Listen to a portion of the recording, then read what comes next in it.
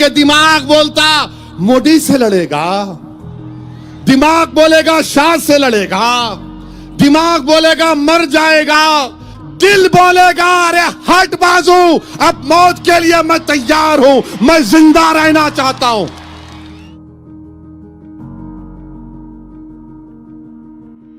गुलबर्गा शहर में एक और तारीखी प्रोग्राम देखने में आया। जन आंदोलन के बाद फिर से पीर बंगाली ग्राउंड में सरों का समंदर नजर आ रहा था। इस बार तैयारी की गई AIMIM के डिस्ट्रिक्ट प्रेसिडेंट अब्दुल रहीम मिर्ची की तरफ से, जहां पर पहुंचे बैरिस्टर असद ओवैसी। देखो देखो कौन आया।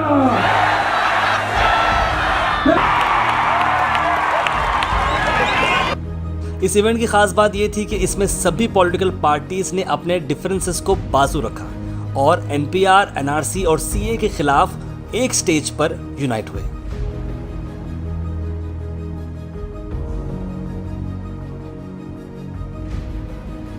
पुलिस डिपार्टमेंट ने सिक्योरिटी लेवल काफी टाइट रखा था।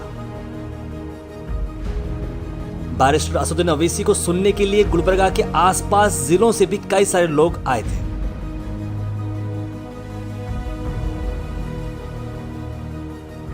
असदुद्दीन ओवैसी के साथ साथ औरंगाबाद MP इम्तियाज जलील और बायकुला के ex-MLA वारिस पठान भी मौजूद थे। हिंदुस्तान इंकलाब।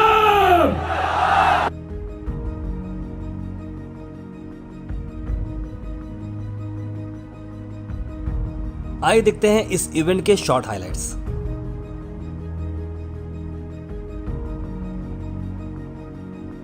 वमन यत्तकिल्लाह यजअल लहू मखरजा।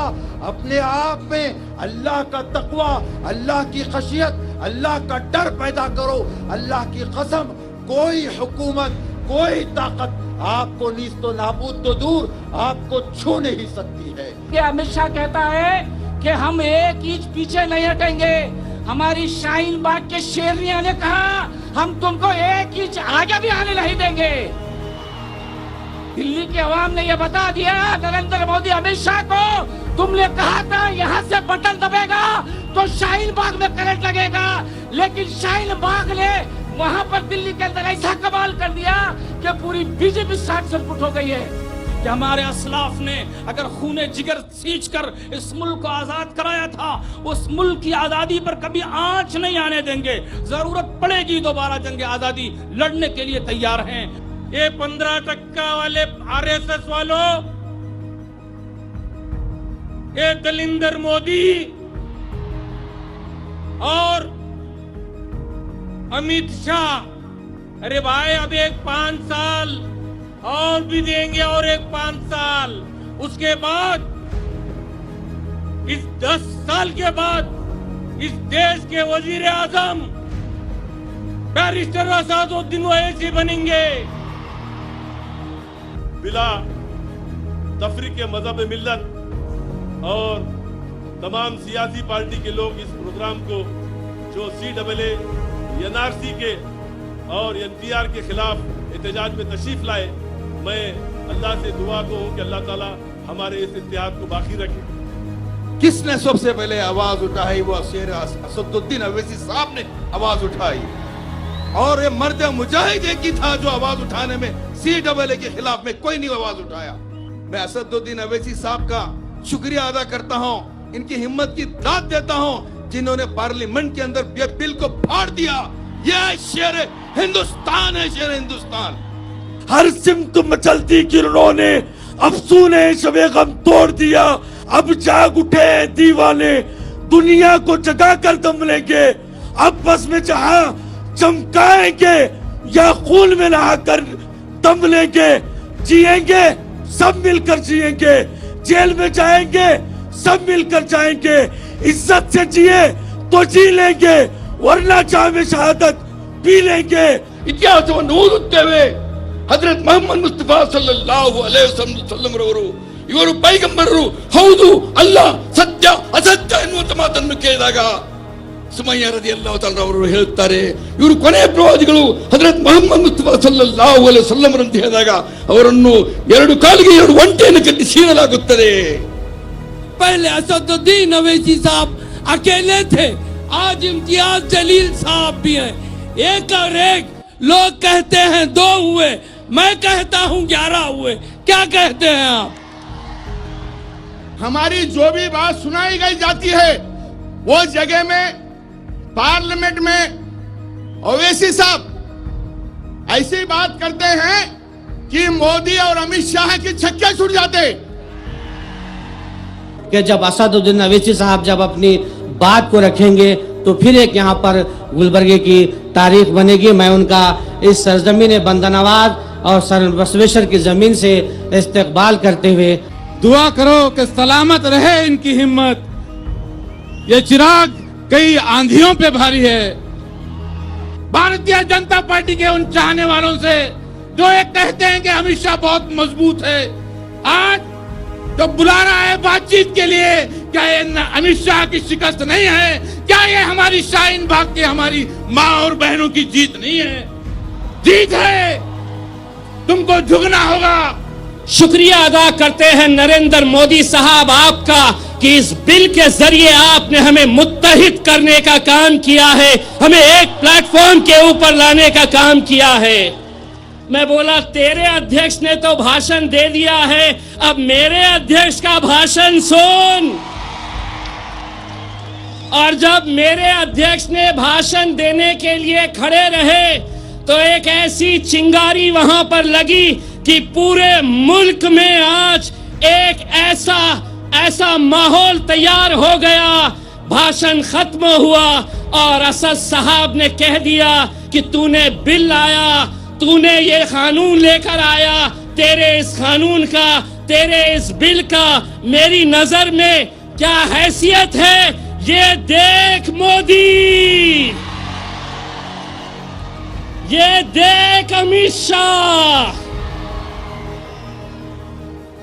उनको तब समझ में आया कि बाप बाप होता है।